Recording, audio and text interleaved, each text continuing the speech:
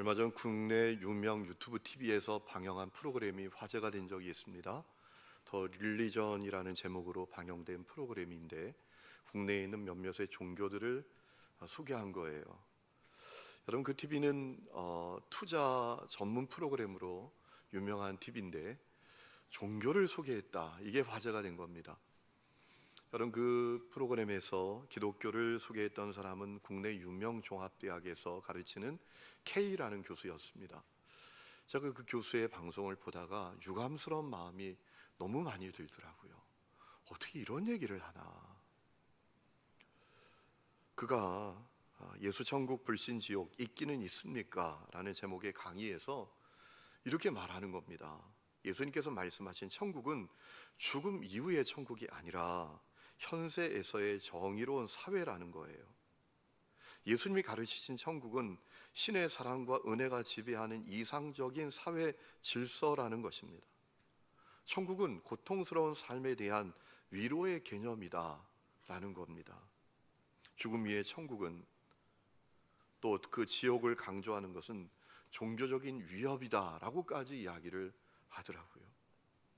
기독교 신앙의 본질은 사후 구원이 아니라 현실 세계에서의 평화와 화합이다 라고 했습니다. 저는 그 방송을 보면서 이렇게 엉뚱하게도 말할 수 있구나, 이렇게 정말 엉터리처럼 이야기할 수도 있구나 라는 생각을 하면서 얼마나 당황스러웠는지 모릅니다. 여러분, 그분의 이야기대로라면 기독교가 이 세상의 운동, 정치, 사상, 이데올로기, 캠페인하고 다를 게 뭐가 있겠습니까? 이 세상의 정치, 경제, 또 사상, 캠페인, 운동도 다 이 세상의 정의로운 사회, 평화로운 사회를 만들겠다고 이야기하잖아요. 그러면 기독교가 그것들하고 무슨 차별이 있나요? 보이지 않는 세계, 초월적인 세계가 믿어지지 않으니까 이런 궤변을 들어놓는구나 라는 마음이 들더라고요. 여러분, 요한복음 3장 16절에 우리 예수님 말씀하셨습니다. 하나님이 세상을 이처럼 사랑하사 독생자를 주셨으니 이는 멸망치 않고 저를 믿는 자마다 멸망치 않고 영생을 얻게 하려 하심이니라. 여러분, 예수님은 분명히 멸망하는 삶에 대해서 경고하셨습니다. 여러분, 천국과 지옥은 분명히 실제하는 초월적인 공간입니다. 그리고 여러분, 이런 생각해 보십시오. 이렇지 않겠습니까? 천국과 지옥이 분명히 믿어지면 그는 누구보다도 정의롭게 살고 평화롭게 살지 않겠습니까? 천국과 지옥이 분명히 믿어지면 그는 너무나 도덕적으로 살지 않겠습니까? 천국과 지옥이 분명히 믿어지지 않으니까 교회를 다녀도 거짓말하고 남 등치고 불의를 저지른 것 아니겠습니까? 천국과 지옥이 분명히 믿어지지 않으니까 교회 다니면서도 그렇게 서로 싸우고 미워하고 분쟁하고 대결하고 사는 것 아니겠습니까? 여러분, 우리 예수님 왜 이 땅에 오셨습니까? 왜 이 십자가에 매달려 피 흘려 죽으셨습니까? 왜 주님의 제자들은 하나같이 다 순교하여 죽음을 맞았습니까? 그들이 부활의 복음을 전했기 때문입니다. 영생의 복음을 전했기 때문입니다. 여러분, 요한일서 4장 1절에 영을 다 믿지 말고 오직 영들이 하나님께 속하였나 분별하라. 많은 거짓 선지자가 세상에 나왔습니다 라고 하신 말씀을 우리는 기억해야 합니다. 영적인 분별력을 가지고 살아야 합니다. 그리고 성경적인 신앙을 갖고 살아야 합니다. 자, 그렇다면 여러분, 이런 생각을 한번 해보시면 좋겠습니다. 누군가 여러분에게 신앙생활이 뭡니까? 라고 묻는다면 여러분은 성경적으로 뭐라고 대답하시겠습니까? 신앙생활이 뭡니까? 라고 누군가 여러분에게 묻는다면 여러분은 어떻게 바르게 대답하시겠습니까? 저는 이렇게 대답할 것 같습니다. 신앙생활은 모여서 은혜 받고 흩어져서 증인이 되는 것입니다. 그게 신앙생활입니다. 단말로 바꾸면 신앙생활은 모여서 은혜 받고 흩어져서 주님과 동행하며 사는 것입니다. 이렇게 이야기하고 싶어요. 여러분, 누가 증인이 됩니까? 주님과 동행하는 사람이 증인이 되죠. 주님과 동행하지 않는 사람은 증인이 될 수가 없습니다. 그는 하나님의 은혜를 맛보아 알 수도 없습니다. 주님과 동행하니까 주님의 사랑과 은혜를 맛보아 알고 복음을 뜨겁게 만나게 되고 그래서 증인이 되는 것이지요. 여러분, 모여서 은혜 받고 흩어져서 증인이 되는 것, 모여서 은혜 받고 흩어져서 주님과 동행하며 사는 것, 이것은 신앙생활의 두 날개와 같아요. 이 두 날개가 튼튼하면 복된 믿음의 길을 걸을 수 있습니다. 승리하는 믿음의 길을 걷지 못할 리가 없습니다. 여러분, 하나님의 말씀인 성경은 십자가 복음 믿고 구원받은 성도에게 모이라고 하지 않습니까? 오늘 우리가 읽은 25절 말씀을 보아도 메인 볼륨을 조금만 낮춰주세요. 모이기를 피하는 어떤 사람들의 습관과 같이 하지 말고 오직 권하여 그날이 가까움을 볼수록 더욱 그리하자라고 했습니다. 여러분, 사실 이 말씀은 예수 믿는다는 이유 때문에 고난받는 사람들을 향해서 주어진 말씀이었습니다. 여러분, 오늘 우리가 히브리서를 읽었는데 이 히브리서의 큰 주제는 뭡니까? 예수 때문에 고난받는 성도들에게 주어진 편지예요. 예수 믿는 것 때문에 고난당하는 성도들에게 주어진 말씀이에요. 여러분, 초대교회에 박해가 왔습니다. 예수 믿는 것 때문에 엄청난 박해가 몰아닥쳤습니다. 그때 수많은 배교자가 생깁니다. 수많은 사람들이 주님을 떠납니다. 어떤 사람들은 유대교에서 기독교로 왔다가 다시 유대교로 돌아가는 일이 생깁니다. 신앙을 갖지 않자니 그건 좀 깨름직하고, 그러니 다시 유대교로 돌아가자라고 생각했던 것 같아요. 여러분, 유대교의 특징이 뭡니까? 예수님을 하나님의 아들이라고 인정하지 않는 겁니다. 예수님의 메시아요 그리스도라는 사실을 인정하지 않는 거예요. 여러분, 우리가 이스라엘 민족 하면 뭔가 좀 그들하고 친밀함을 가지는 마음이 있잖아요. 뭔가 그들하고 우리하고 가깝다는 마음. 절대로 그렇지 않아요. 여러분, 지금 이스라엘에 있는 유대인들과 또 세계 열방에 흩어져 있는 유대인들은 아직도 메시아를 기다리고 있어요. 그들은 예수님을 메시아로 인정하지 않아요. 그러니 우리가 유대인들과 뭔가 친밀함을 가질 그런 마음 안 가져도 됩니다. 여러분, 그래서 이 히브리서 기자가 유대교인들에게 간곡하게 전했던 거예요. 절대로 유대교로 다시 돌아가면 안 된다. 예수님은 당신들이, 유대교인들이 그렇게 중요하게 여기는 모세, 선지자, 천사, 제사장과 비교할 수가 없다. 여러분, 유대인들에게 왜 제사장이 중요합니까? 그들이 짐승을 가지고 그들에게 속죄의 제사를 드려주기 때문이죠. 여러분, 히브리서 기자는 말합니다. 짐승의 피를 통해서는 우리의 죄를 완전히 해결받을 수 없다. 우리 십자가에 매달려 피 흘려 죽으신 예수님의 보혈로 말미암아 우리의 죄를 깨끗하고 완전하게 해결받을 수 있다. 그러니 절대로 유대교로 돌아가면 안 된다. 고난이 오고 핍박이 오고 목에 칼이 들어와도 절대로 유대교로 돌아가면 안 된다 라고 증언한 말씀이 이 히브리서의 말씀이에요. 그래서 오늘 말씀에도 우리가 고난 가운데에서도 더욱 모여야 한다. 흩어지면 안 된다. 모여야 한다 라고 증언했던 것입니다. 여러분, 그런데 단지 고난 때문에만 모여야 하는 것은 아니었습니다. 모이는 것이 교회였기 때문에 모여야 한다라고 했던 거예요. 여러분, 교회가 뭡니까? 교회가 뭐죠? 교회는 건물이나 조직이나 단체가 아닙니다. 교회는 불러냄을 받은 성도들의 공동체입니다. 여러분, 한 사람, 구원받은 한 사람은 교회가 될 수 없습니다.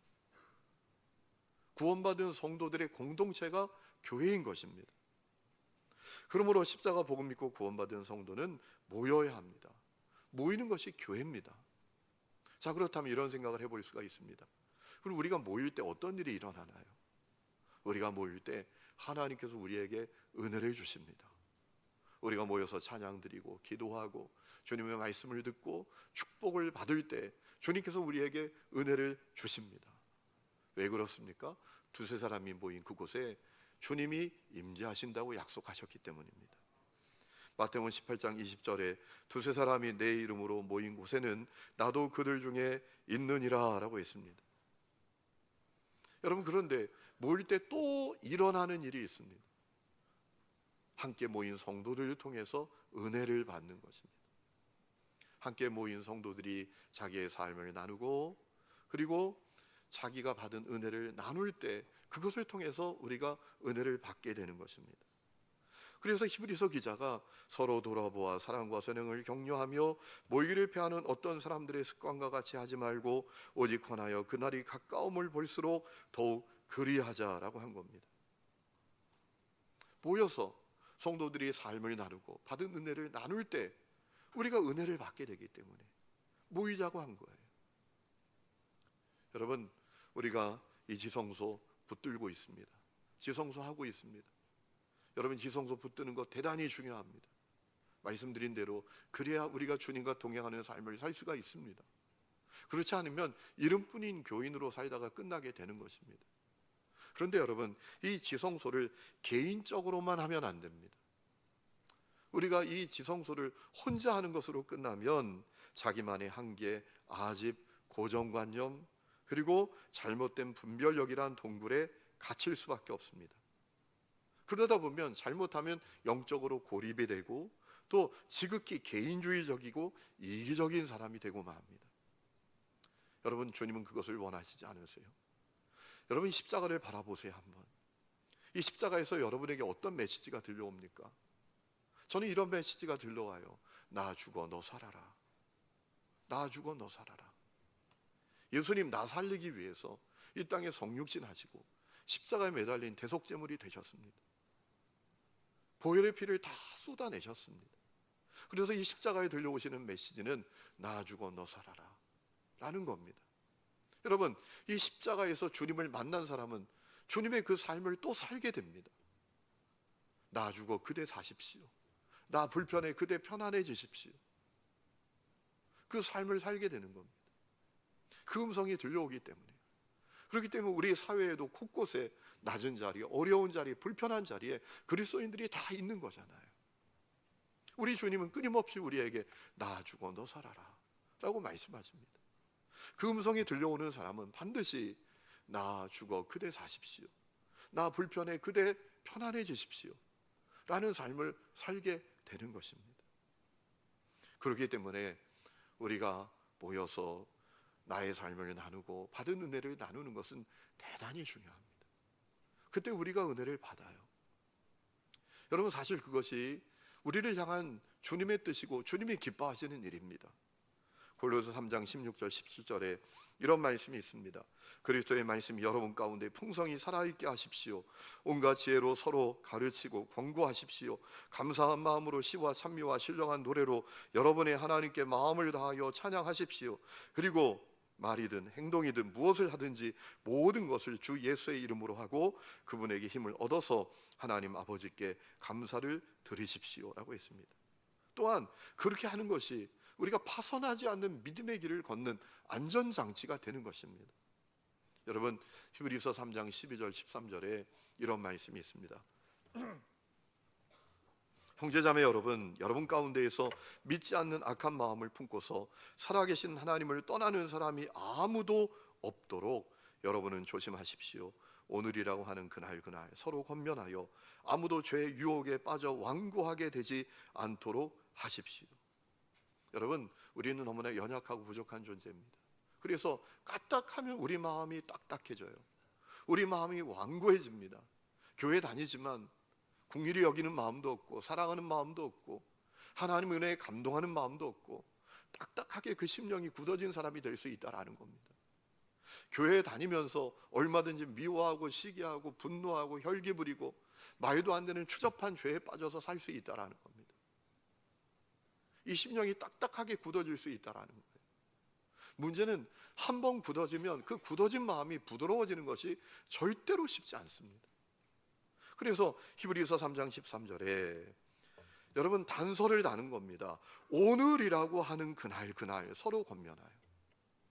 내일로 미루지 말고 오늘 권면해야 합니다. 그의 마음이 딱딱해지지 않도록, 그가 영적으로 파산하지 않도록 오늘 그를 살려야 합니다 라고 우리에게 말씀하고 있는 것입니다. 여러분, 그렇기 때문에 우리가 함께 모여서 내 삶을 나누고 받은 은혜를 나누는 것은 우리가 파선하지 않는 믿음의 길을 걷는 너무나 중요한 안전장치입니다. 여러분, 우리가 성도의 교제 가운데 나가면 하나님의 빛 가운데 나가는 거하고 똑같습니다. 요한일서 1장 3절에 이렇게 말씀하셨죠. 우리가 보고 들은 것을 여러분에게 전하는 것은 여러분도 우리와 교제를 갖도록 하기 위한 것입니다.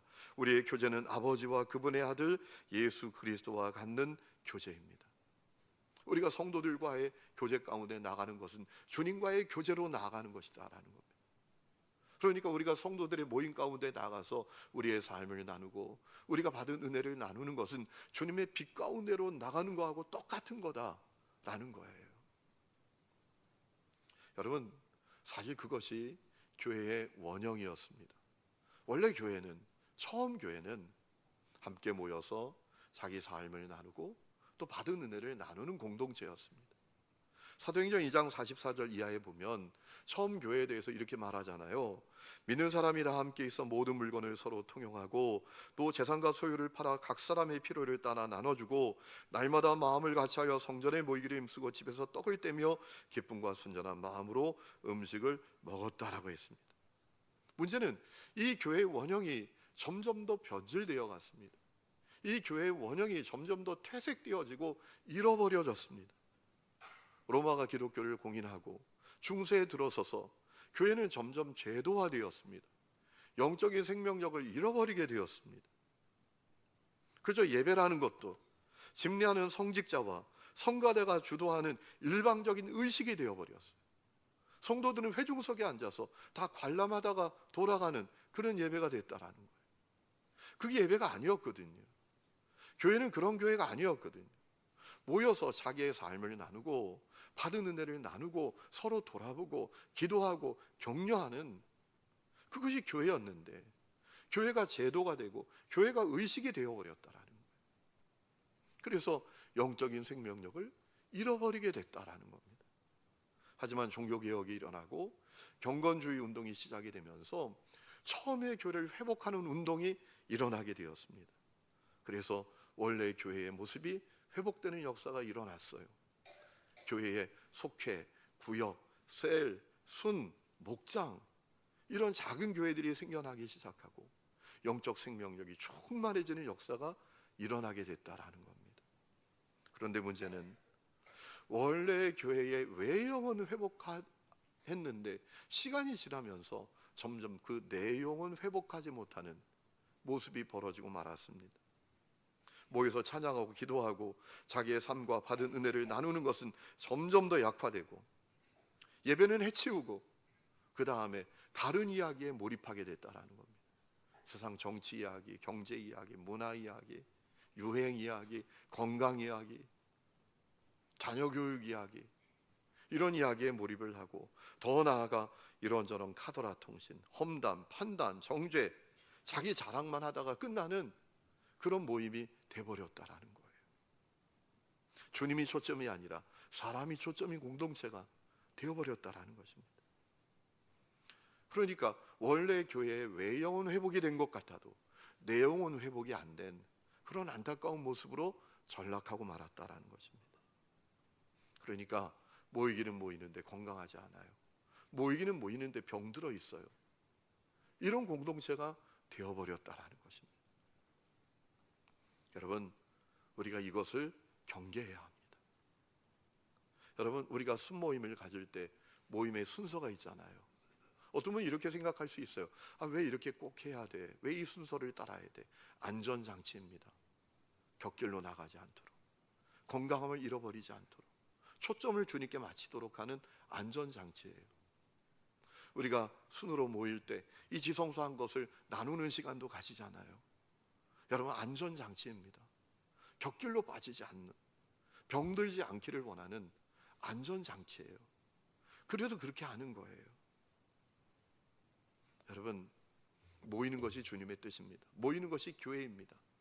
모여서 자기의 삶을 나누고 받은 은혜를 나눌 때 우리는 진짜 그리스도인이 되어갈 수 있고 영적 생명력으로 충만해질 수 있다라는 겁니다. 그런데 어떤 분은 그런 생각을 하는 분들이 계실지 모릅니다. 나는 내 삶을 나누고 내가 받은 은혜를 나누는 게 참 어려워. 나는 그때 쥐구멍이라도 있으면 숨고 싶어. 이런 마음을 가지는 분들이 계실지 몰라요.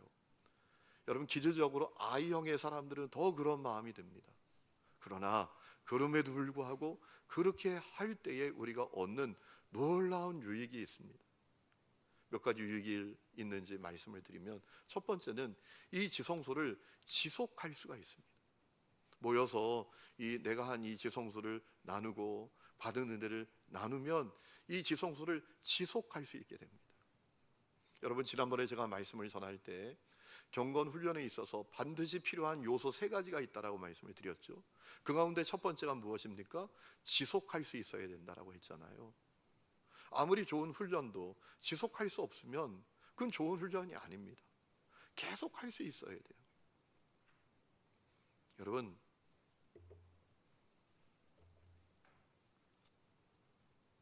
문제는 혼자만 해서는 지속하기가 어렵다라는 겁니다. 이걸 혼자만 해서는 작심삼일이 될 수 있는 가능성이 크고 흐지부지 되기 쉽다라는 겁니다. 그런데 이것을 나누려고 하면 계속할 수 있습니다. 왜냐하면 나누기 위해서라도 계속 해야 되잖아요. 이번 순모임 때 가서 이거 나누어야 되는데, 오늘 이제 잔디 어플에 이 지성소도 내가 한 것을 우리 순방에 올려야 되는데, 이것 때문이라도 계속 하게 되잖아요. 그리고 이런저런 사정이 있고 또 어려운 일이 있어서 중단하게 됐다라고 할지라도 이제 순모임에 가서 누군가 나누는 것 보면 거기서 은혜를 받고 다시 시작해야 되겠다 결단하게 되고 다시 시작하게 되잖아요. 그러니까 나누는 것은 이 지성소를 계속해서 할 수 있도록 하는 놀라운 안전장치라는 것이죠. 그래서 주님과 동행하는 삶을 살게 되고 영적으로 어른이 되어 간다라는 것이죠. 그러니 여러분, 모여서 나누는 것이 얼마나 큰 유익인지 모릅니다. 두 번째는 이 개인적인 경건 생활의 한계를 극복할 수 있게 된다라는 겁니다. 여러분, 혼자서만 하는 경건 훈련에 약점이 있습니다. 분별력을 잃어버릴 수도 있고요, 또 균형 감각을 잃어버릴 수도 있어요. 여러분 생각해 보세요. 빨간색 선글라스를 끼고 세상을 바라보면 다 빨간색으로밖에 보이지 않아요. 그런데 벗으면 어떻게 되죠? 아름다운 세상이 보이잖아요. 다양한 모습이 보이잖아요. 그거하고 똑같아요. 혼자서만 하면 분별력을 잃어버릴 수 있다라는 것이죠. 혼자서만 하면 균형 감각을 잃어버릴 수 있다라는 거예요. 내가 이제 잘못된 방향으로 치우치는데 이것이 잘못된 것인지를 모르고 계속 그렇게 할 수 있다라는 것이죠. 여러분, 나누게 되면 그 위험성을 우리가 줄일 수 있고요, 그뿐만 아니라 믿음의 동지들을 얻게 됩니다. 함께 승리할 수 있는, 나를 아주 믿음으로 지지해 주는 영적인 동지들을 만나게 될 수 있는 거예요. 전도서 4장에 그런 말씀이 있지 않습니까? 혼자 싸우면 지지만 둘이 힘을 합하여 적에게 맞설 수 있다. 세 겹줄은 쉽게 끊어지지 않는다라고 했습니다. 끊어지지 않는 삼겹줄 같은 믿음의 동지들을 나눌 때 얻게 되는 것입니다. 그러니 우리가 나누는 것이 얼마나 큰 유익입니까? 세 번째는 나눔을 통해 도전과 격려를 받고 영적 성장을 이루게 됩니다. 여러분, 함께 모여서 자기의 삶과 받은 은혜를 나눌 때 우리가 은혜를 받잖아요. 깨달음도 얻게 되고요, 도전도 받게 됩니다. 그뿐만 아니라 내가 받은 은혜와 나의 삶을 나눌 때 다른 지체들로부터 칭찬과 격려도 받게 되지 않습니까? 그때 동기부여가 되는 거예요. 여러분, 우리 순모임 할 때나 또 잔디 어플에 여러분이 나눈 지성소를 올릴 때, 또 순원들이 올려주었을 때 여러분 좋아요를 눌러주세요. 그리고 댓글을 달아주세요. 집사님, 오늘 집사님의 나눔이 저에게 큰 은혜가 됐어요. 저에게 큰 깨달음이 됐고요, 도전이 되었어요. 그렇게 해주면 상대방이 동기부여가 돼요. 내가 더 열심히 해야 되겠구나, 더 잘해야 되겠구나, 이런 마음을 갖게 됩니다.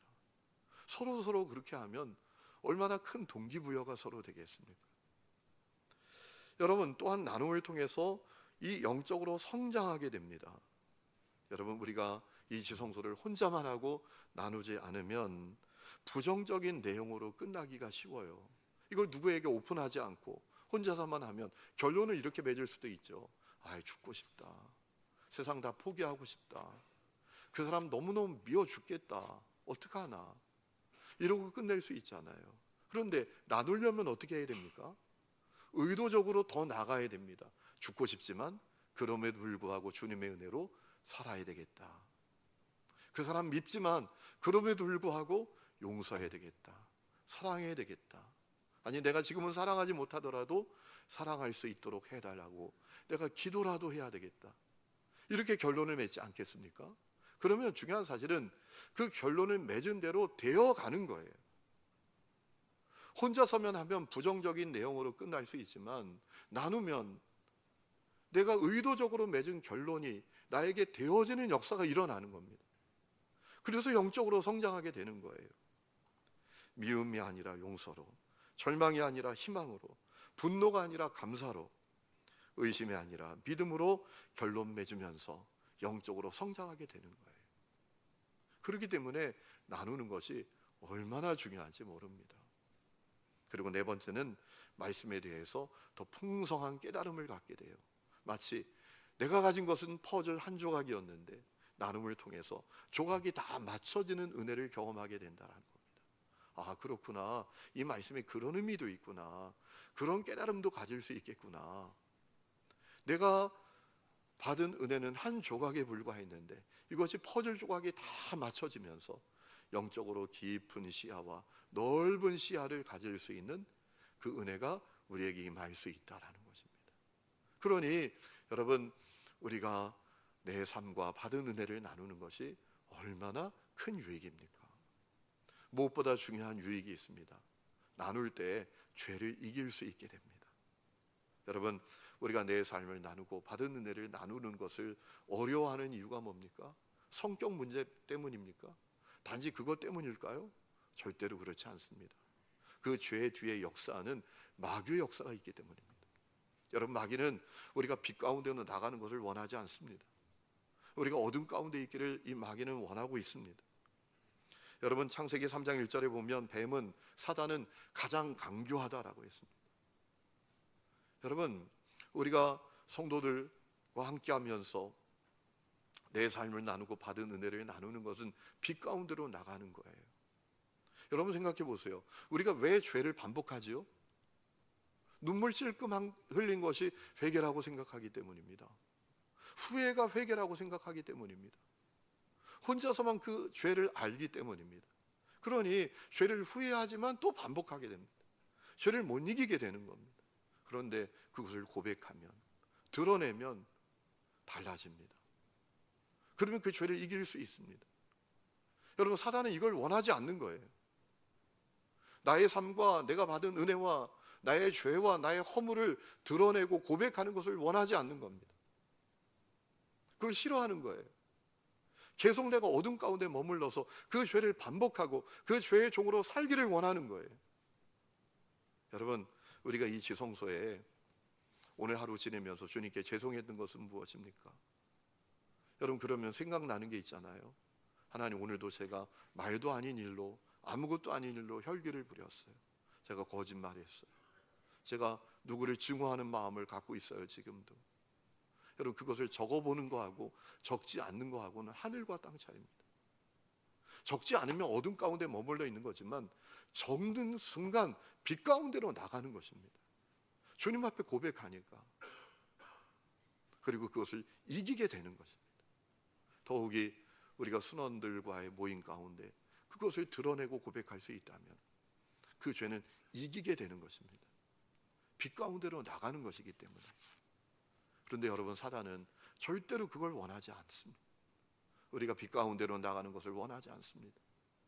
은밀한 죄 가운데 계속 빠져 있기를 원합니다. 평생 육적 그리스도인으로 살아가기를 원합니다. 그게 사단의 강고한 계획이에요. 그래서 우리가 나누는 것을 두려워하게 만들고 망설이게 만드는 것입니다. 여러분, 요한일서 1장 6절 7절에 이런 말씀이 있습니다. 우리가 하나님과 사귀고 있다고 말하면서 그대로 어둠 속에서 살아가면 우리는 거짓말을 하는 것이고 진리를 행하지 않는 것입니다. 그러나 하나님께서 빛 가운데 계신 것과 같이 우리가 빛 가운데에 살아가면 우리는 서로 사귐을 가지게 되고 하나님의 아들 예수의 피가 우리를 모든 죄에서 깨끗하게 해 주십니다 라고 했습니다. 우리가 성도의 교제 가운데 나누면 빛 가운데 나간다, 깨끗하게 해주신다, 이기게 해주신다 라는 거예요. 그래서 나누는 것이 얼마나 큰 유익인지 모른다라는 것이죠. 그런데 여러분 가운데는 그럼에도 불구하고 이렇게 말하고 싶은 분들이 계실지 몰라요. 목사님, 그래도 난 안 돼요. 이렇게 말하고 싶은 분들이 계실지 몰라요. 여러분, 맞아요. 여러분은 안 되는 사람들이에요. 여러분은 못하는 사람들이에요. 우리가 뭘 할 수 있나요? 우리가 못하는 건 당연합니다. 그런데 여러분, 내가 못한다고 끝내면 안 됩니다.